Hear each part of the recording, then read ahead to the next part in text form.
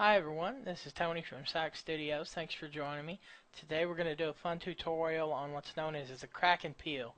And it's basically where you take a picture of a person, maybe somebody you know, or just a random model, and you want to make it look like their face is cracking and peeling. And it's a really neat effect. It might be fun to do. Take your friend's picture and do a picture of it like that, and post it on their Facebook wall so everybody can laugh at them. No, I'm just kidding, really.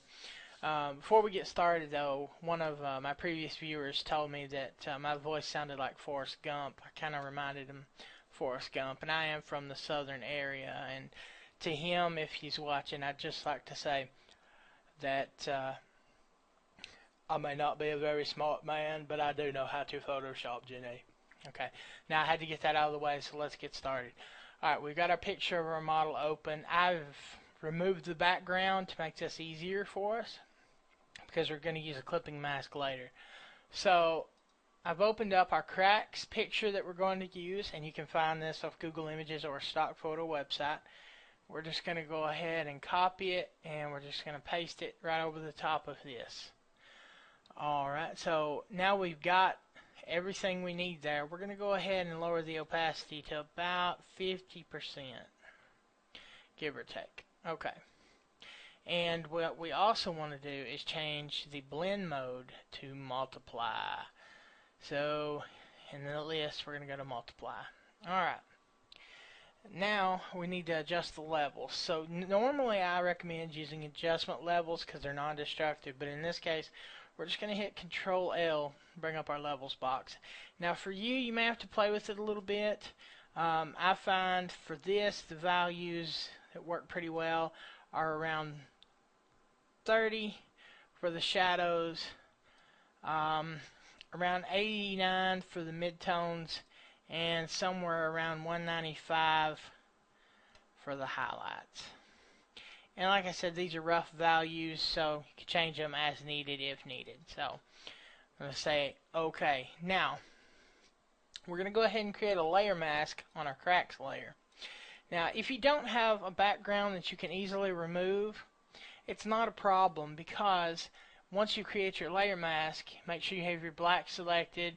You want a soft round brush, soft round, and you can just adjust the size, and so you can just easily edit out places you don't want. But if you do have an easily removable background, a nice little trick that I like to use is I'll come over here and I can right click and create clipping mask, and you see how that removes everything except for where the cracks are. Now we do have a couple things we need to fix. If you take a look at it, we'll zoom out and look. The eyes and the lips have cracks running across them that just doesn't look natural. So what we're going to do is we're going to use that layer mask that we made, and we're just going to go ahead and fix that. So with the black selected, we're just going to go ahead and remove the cracks from the lip area, as so, because we want it to look natural, and obviously these cracks aren't going to run across her lips that way.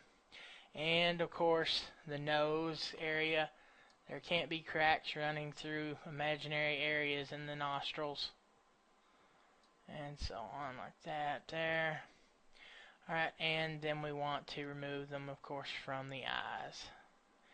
Around the eyes is okay. We don't want cracks actually inside the eye. That just doesn't look right.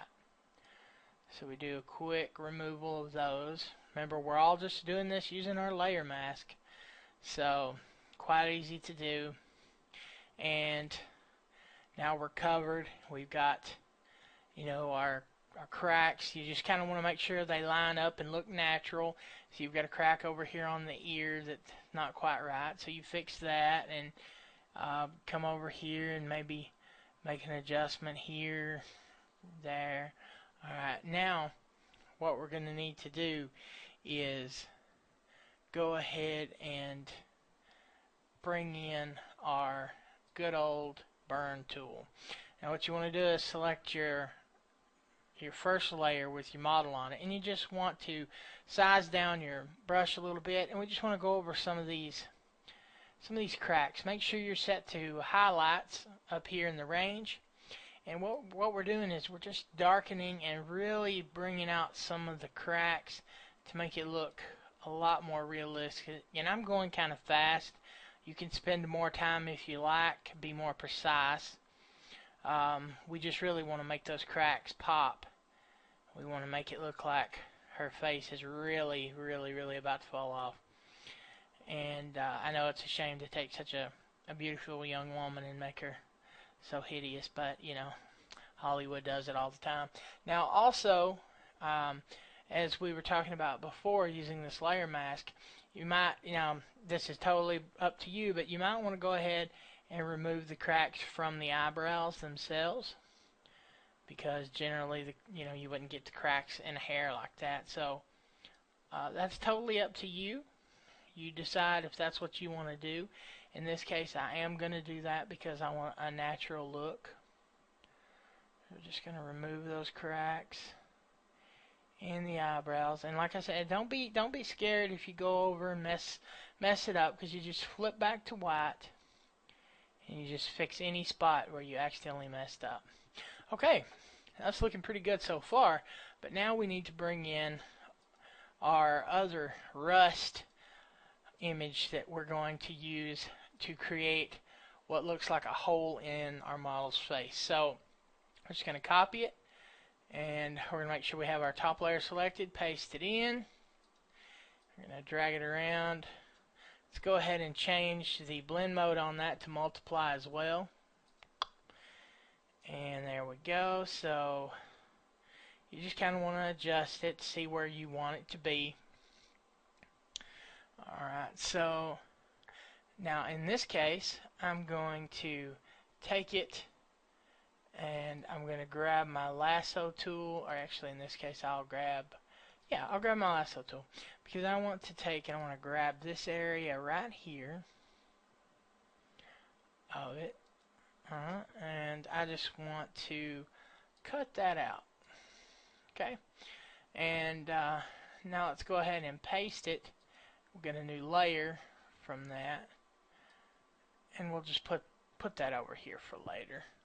So now that we've done that, we want to go ahead and create a layer mask on our rust texture. Alright, and once we've done that, let's go ahead and remove the area around it. Alright, so we're just gonna jump in here, get rid of everything except for that big gaping hole that we want to keep.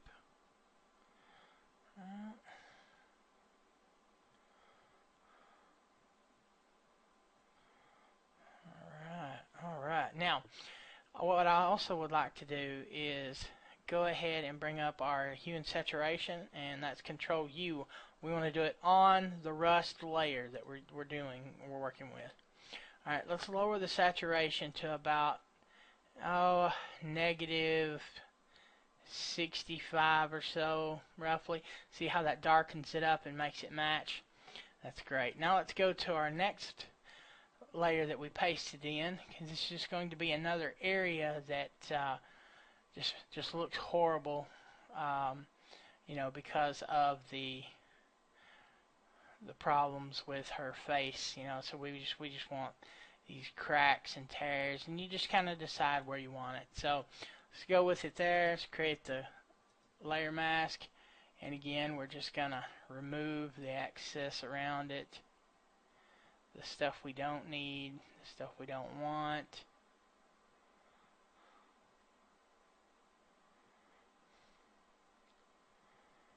Like that right there. Alright, and again, Control U, we're going to lower the saturation as we did on the other. Alright, roughly 65, 66. Alright, and if you take a look at it, there you go. You can make other adjustments if you like. You can get into more detail.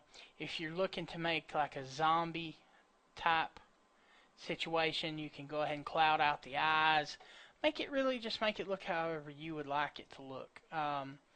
Now, if you want to add back a background to it, you can click on your bottom layer here. Just create a new layer, drag it underneath, okay, and we'll just do a gradient.